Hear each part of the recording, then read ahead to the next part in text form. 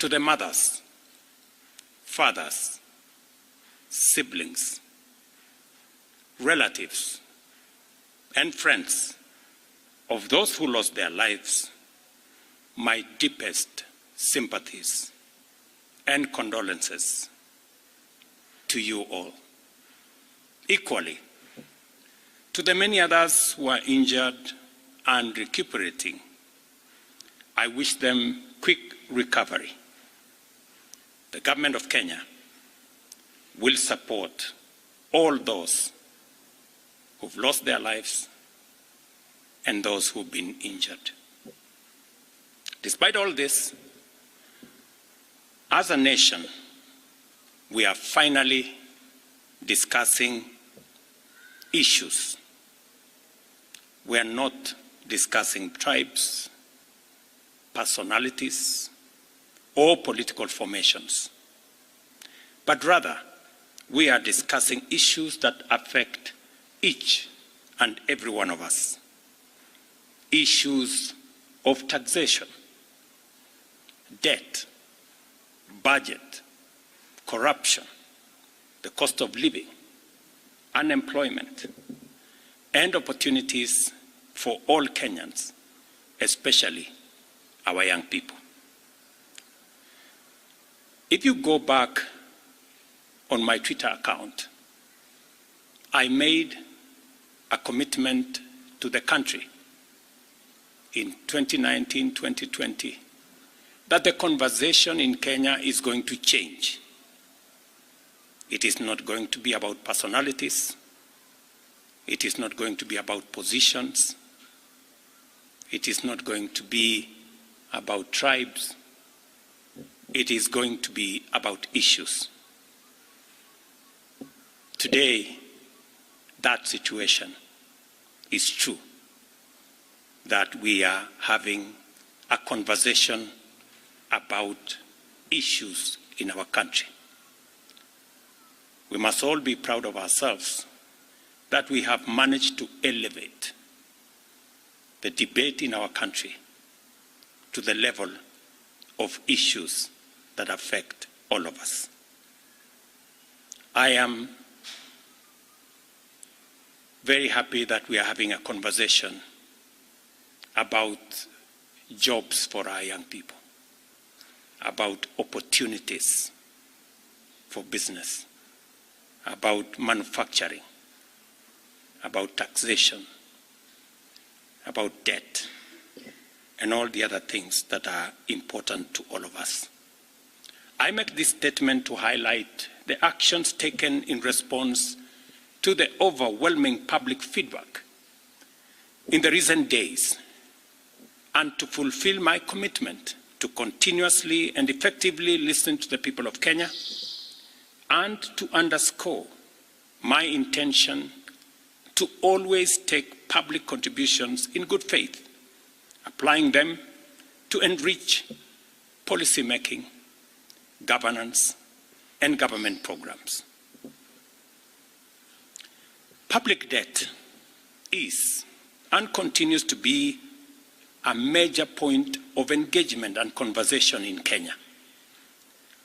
I have today appointed an independent task force to carry out a comprehensive forensic audit of our public debt and report to us in the next 3 months.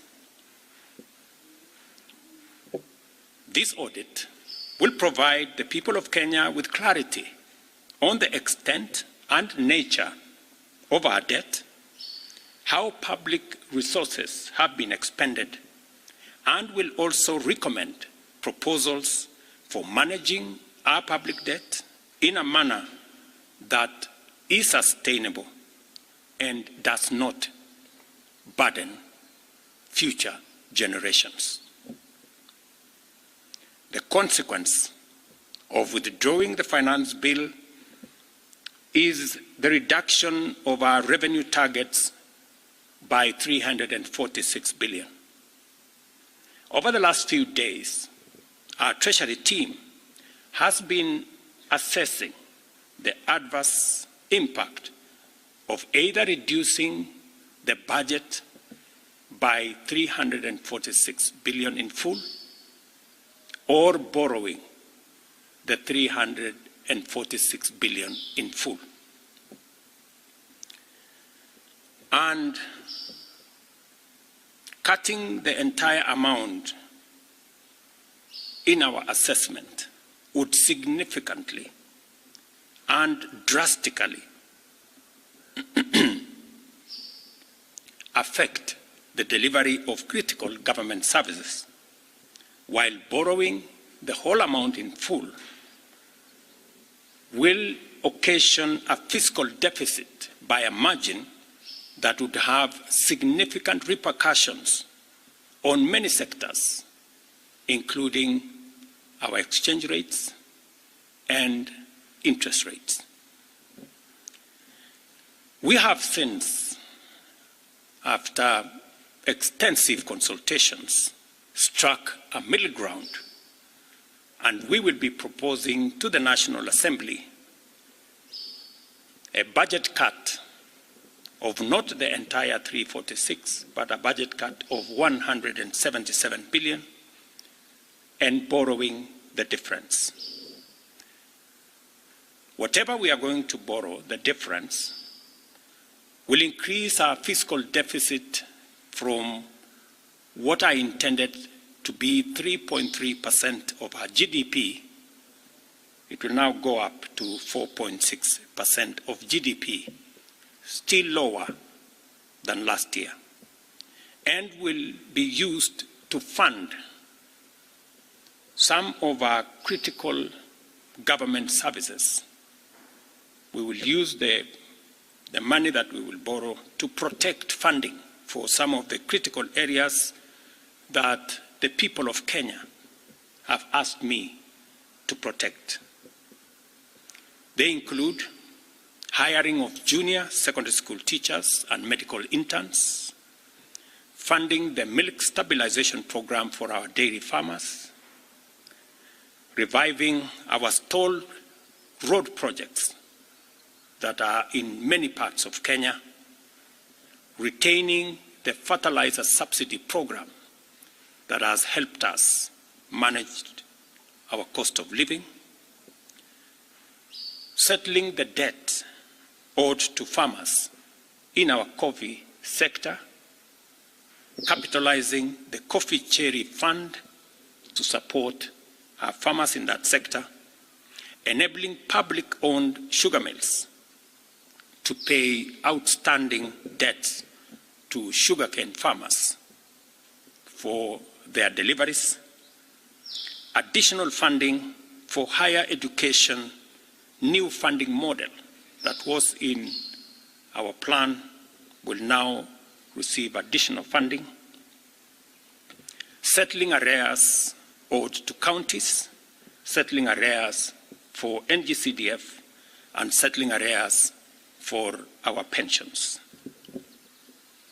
Accordingly, in keeping with the enhanced austerity measures we have committed to implement and align government expenditures within the budgetary implications of the withdrawal of the Finance Bill 2024, the following actions shall be taken with immediate effect towards the realization of the new budget.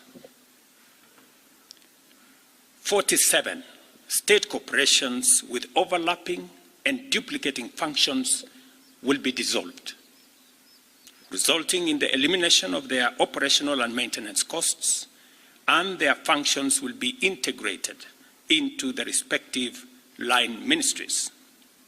Staff currently employed by the affected corporations will be transferred to ministries and other state agencies within government. The decision to fill the position of Chief Administrative Secretaries is hereby suspended. The number of advisors in government shall be reduced by 50% within the public service with immediate effect. Budget lines providing for the operations of the Office of the First Lady, the spouse of the Deputy President, and the Prime Cabinet Secretary will be removed.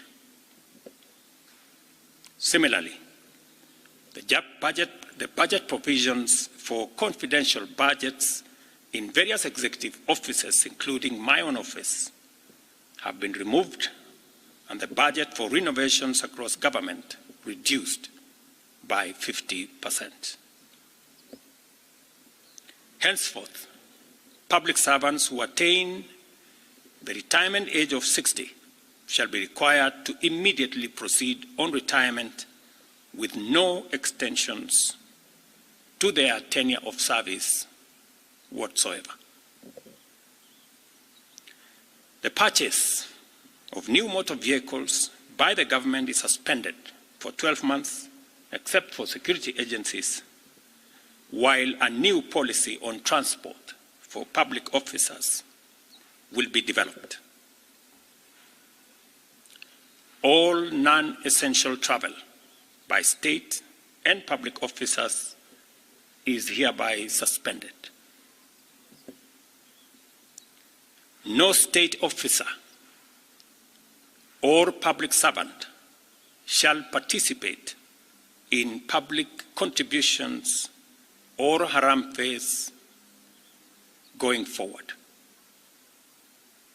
The Attorney General is hereby directed to prepare and submit legislation to this effect and develop a mechanism for structured and transparent contributions for public, charitable, and philanthropic purposes. These measures will be followed by changes in government that I will be making shortly. We are determined to carry out this and other interventions to improve the quality, efficiency, and transparency in serving the people of Kenya and ensure that citizens receive maximum value for their resources from a public sector that prioritizes their welfare. I believe these changes will set out our country on a trajectory towards economic transformation, enabling us to achieve the strategic objectives of the bottom-up economic transformation agenda and deliver our commitment to radically enhance opportunities for all Kenyans and transform our country. Thank you very much. God bless you, and God bless our great country, Kenya.